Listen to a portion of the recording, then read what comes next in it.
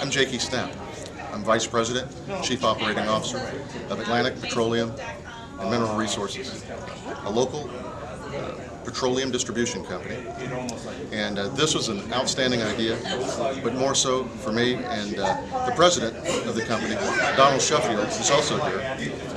What we got from John's presentation was a great primer, a how-to, a disciplined approach, the things that will help us put our business together, but also build it. What's jumped out at us is the fact that John has a great deal of information, things that probably would take us years and years to develop and put together.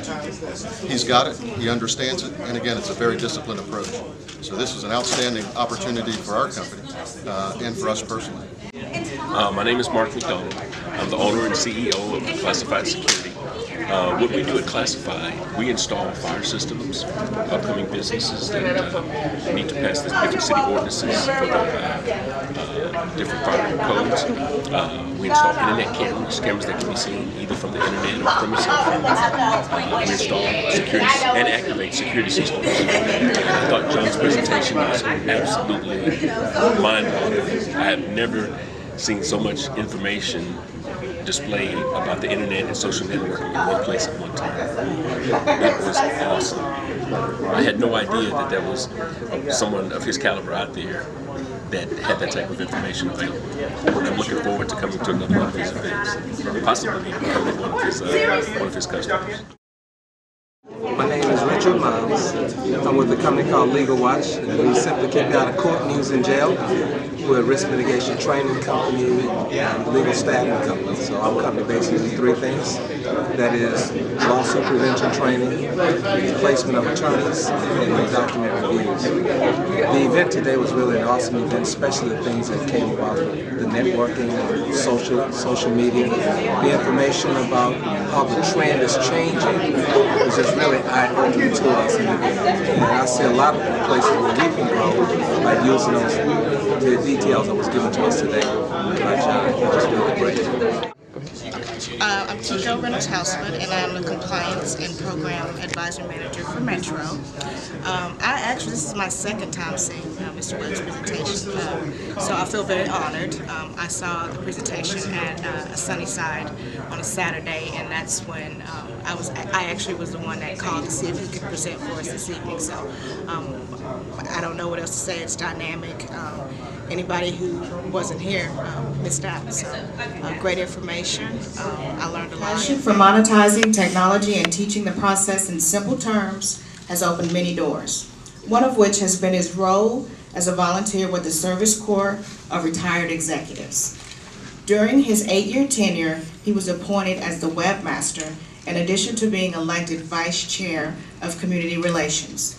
John Whaley also serves on several local boards. Mr. Whaley has been marketing ventures through online social networks since 1993, which was when America Online for Windows 3.0 was released. Last year, John created the pertcenter Incorporated with the sole intention of redefining who could become a more successful entrepreneur using today's digital technology. Please welcome John Whaley. Good evening, everyone. If we give Crystal, this is the first time we had the opportunity to work together, so we give Crystal one more hand. I thank GPC and Metro and everyone that made this possible.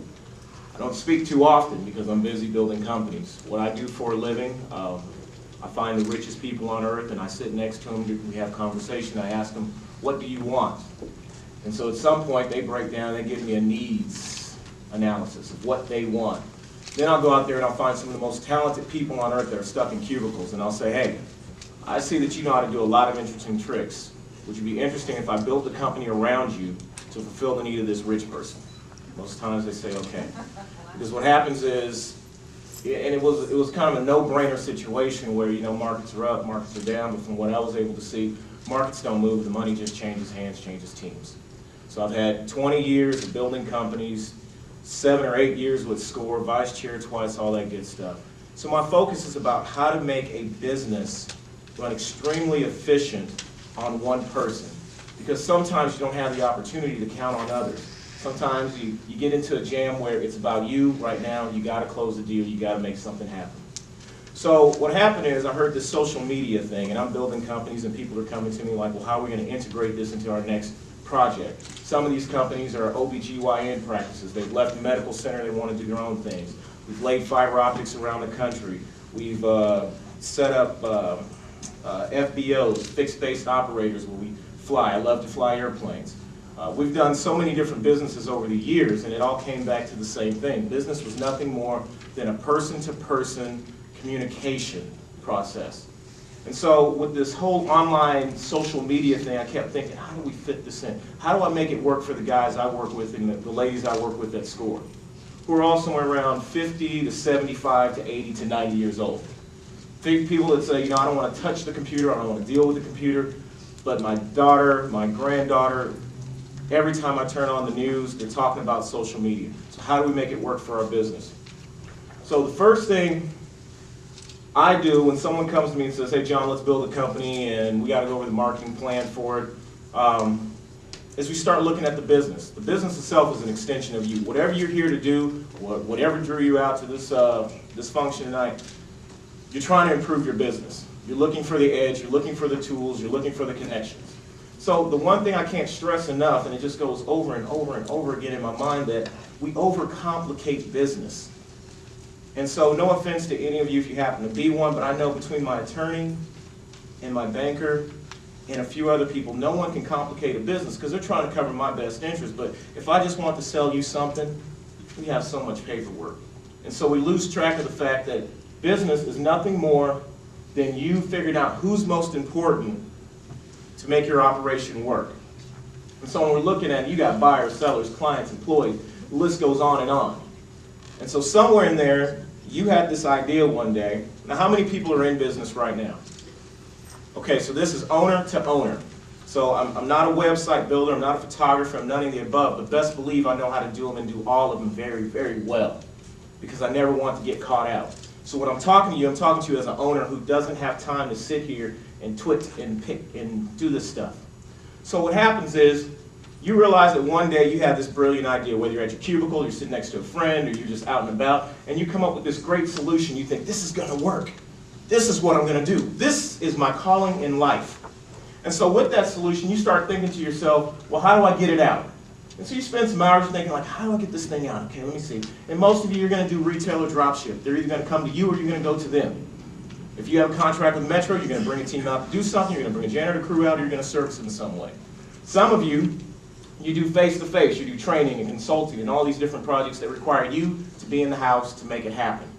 And so along the way, you know, some of you even have e-shopping carts. Government agency says, hey, I need 4 more widgets, I need to retrofit some lights, I need whatever, and they can go to your website, click on a button, and reorder. How many of you are that far ahead?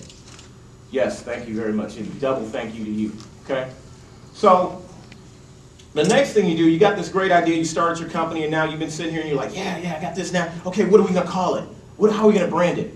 We got to make it feel good so we can get this contract. So you start thinking about the name of your business, and you're going through this in your head, and you come up with 1,000 different names. You go through this process over and over again when I'm dealing with startups. And you think of the brand, and the colors, and the textures, and most of them are about you. But what's so important is, the what's in it for them is the component so many of us miss. And now this is all basic stuff, but the title of this, which did not show up, is how to integrate social media into your current marketing mix. So there's nothing to relearn here. It's just a little bit of a language barrier. Once you learn what this means and that means, everything Crystal said earlier will become crystal clear. Okay? So what happens is you start creating content, and what you do is you pour this content through your marketing mix. So you got your marketing mix here. First thing most of you do is you got to have a website. That's what you're thinking. I got to have a website. I got to think of a name for a website, and you try all these different names. The problem is somebody already bought the domain, right? So you're really upset because you're thinking they don't even use it. Why would you buy it? Because it's worth some money, and one day when you blow up, you might actually want it. So the main thing I'll say here on your website, at this day and age, I build best-in-class companies. Everything I do is about who's doing it the best, and now we're going to do it either equal, maybe just a smidge below because they got more resources than my investors, but this whole idea of content management systems, how many of you are familiar with this? Great. A content management system is the equivalent of a template that comes in different sections. So you want a website. So the website itself is just a bunch of data on a spreadsheet. We've all seen spreadsheets. Then on top of that spreadsheet is this really neat little user interface, a skin, the things you pick, like make it look cute. When you go out and you pick templates and the way you want your clothes to look and the way you want your car to look, you pick a theme for it. And then on top of that, there's another little section that allows the user and the website to interact. So one of the ones I use now is Drupal, which Drupal happens to be what whitehouse.gov is run on, The Onion. A lot of major organizations are switching over because it's so powerful. And the reason I say that is before you run out and do your little 5 pages, and you spend $199 or $299, you have your daughter, your friend, you need to be mindful that if one day Oprah was to call you, which she won't now, but she might, your website probably could not handle the load. And your website is your calling card to the world. So the next thing, we'll like I said, we're pressed on time, but the hosting service is another. I'm not knocking anybody if your father happens to be your provider. The commercials, anybody know what I'm talking about? I'm not going to mention them by name. But somebody's dad decided to come up with a website. If you're paying over, say, $100 a year for your website, because it's about money to me, bottom line. If you're paying over $100, you probably need to go revisit the idea of who's hosting your website. The reason I say that is, when this is all said and done, Facebook, LinkedIn, any of these social medias, they must, I repeat, they must link back to your site. You're not on those sites for any other reason to draw traffic back to your website, because that's the only thing you control. In the event that a tanker or a big old server barge should go under, or the ice should start to melt, where all these server farms are sitting, or a solar flare should pass over the earth, the data's gone. Or if your account is compromised, the data's gone. So I'll see people that have like 50, 60, 80 photo albums, all their information on there. Their site gets hacked, it's a done deal. They didn't have it backed up because you really can't. So, hosting service was the point of this, content management system is the other one, okay? Now, the next thing you do, now that you got your domain name, you're really excited, you go out and get business cards. That's the first thing you do. You can't wait to get business cards. Most of you feel once you get your business card, you are now in business. So you get your business cards and you start making appearances. Everywhere you go, it's like the business card is a ninja star. You're just flicking them at people. You're just flicking. You want everybody to have your card. I don't carry cards. Fortunately, I built my company to a level where the people I talk to, we don't carry cards, we exchange phone numbers and we keep on moving. I don't want you spamming me. I don't want you to think I'm spamming you. So business cards are important, but at this point, just think about what you're really using them for and be more mindful in how you hand them out, because I'm tired of getting hit with stars, the business card stars on the side of my hips. So you go out and you start doing your appearances. Then you get hip to it, you're like, wow, look at this brochure. I bet if I send this to the next procurement meeting, they're going to really like my brochure. Look at my product, and look at my service, look what I do. And so you go out and you start printing out brochures. That's what you all do. You get business cards, you show up to some functions, you get some brochures, and then you get really hip to it. Somebody comes to your door and they say, hey, for $2,600 something in that area, I will mail your direct piece in a big old package with 100 other people to these certain zip codes. You're thinking, yeah, that sounds like a good idea. Think how many people I can touch. And in the back of your mind, you're still hearing those statistics from all the market that says, you know, there's a return on that of about 0.00001. You're thinking, but everybody will have it. Everybody loves my product. So lastly, you start going to shows. You show up to stuff like this. Remember, you got the business card the whole time, so you're still throwing them at all these events. And so you're out there and you're throwing business cards. You're going to trade shows. You're going to summits. You're going to training sessions. Why? Because you're trying to meet people. And so this becomes a traditional mix of most people that go out there and run and operate and do their business. When I go and visit sales staffs and I'm thinking, so what did you guys do that was so productive this week? Well, we attended the conference and we went to a couple meetings. I mean, they're literally out there, no offense to anybody, as if they were running a multi-level marketing operation. They're out there 5 nights a week, or you're out there 5 days a week, pushing. So once we start this up, you have your business, which is an extension of you. You can't